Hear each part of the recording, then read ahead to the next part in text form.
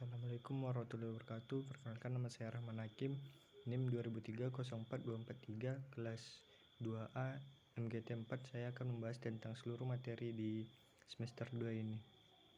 Baiklah, yang pertama, sisa hasil SAU adalah pendapatan atau pemasukan koperasi yang diperbolehkan dalam jangka 1 tahun, buku yang dikurangi dengan biaya penyusutan dan kewajiban lainnya, yang termasuk juga pajak dalam 1 tahun buku koperasi tersebut.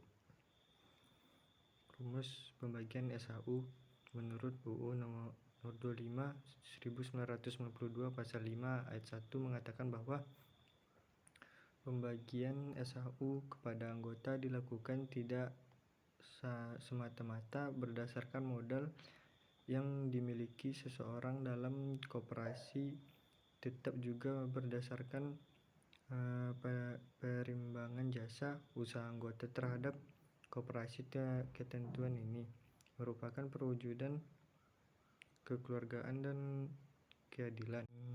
Yang kedua, manajemen sumber daya manusia. Menurut Edwin B. Filippo, manajemen sumber daya manusia adalah perencanaan, pengorganisasian, pengarahan, dan pengawasan dari penggandaan, pengembangan, pemberian balas jasa, penginventarisasi, pemeliharaan, dan pemutusan hubungan kerja karyawan dengan maksud mencapai tujuan individu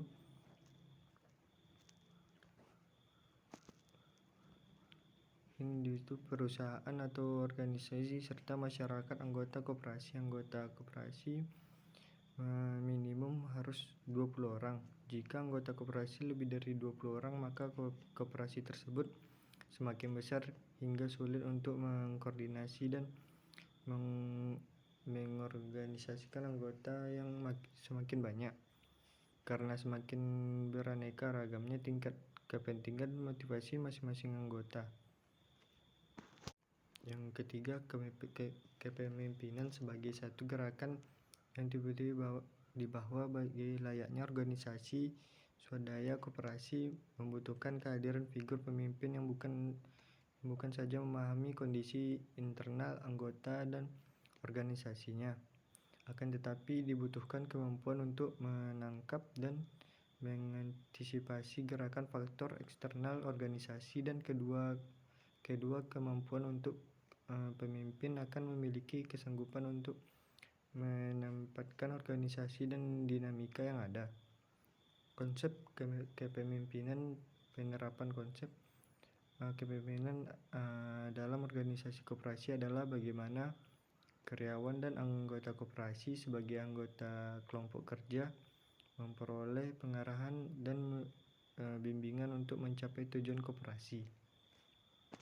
Yang keempat, koperasi simpan pinjam. Koperasi simpan pinjam kegiatan usaha simpan pinjaman dari KSP USP meliputi kegiatan penarikan atau penghimpunan dana dan penyaluran kembali dana tersebut dalam bentuk pinjaman.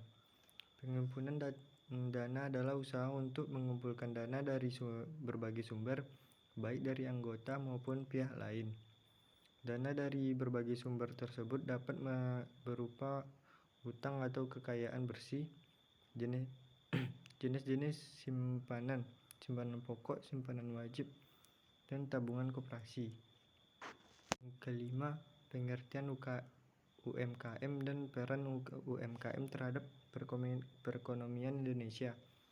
UMKM merupakan usaha kecil yang membantu perekonomian Indonesia. Dikatakan membantu perekonomian Indonesia disebabkan karena dengan melalui UMKM akan membentuk lapangan kerja baru serta juga meningkatkan devisa negara dengan melalui pajak badan usaha.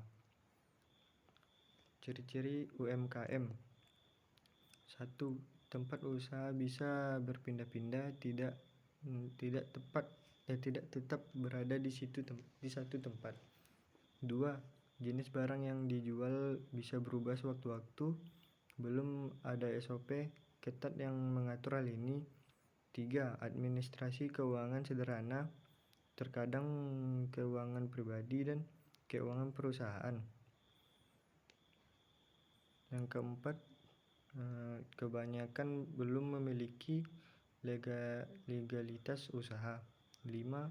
Belum ada sistem ketat dan sistem yang mengatur masalah SDM di dalam badan usaha. Yang keenam, klasifikasi UMKM.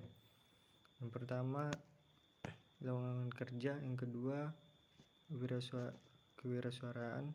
3. Jiwa entrepreneurship. 4. Motivasi menjadi usaha besar.